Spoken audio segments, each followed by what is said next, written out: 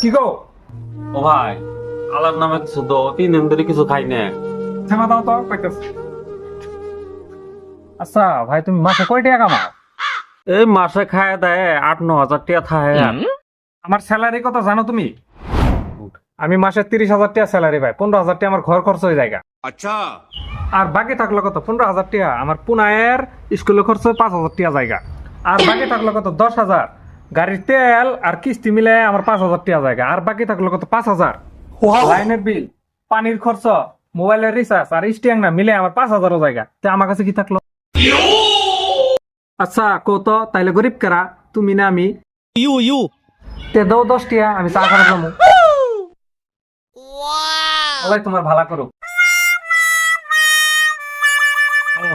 জীবনে দেখিনি, আমার থেকে বেশি গরিব।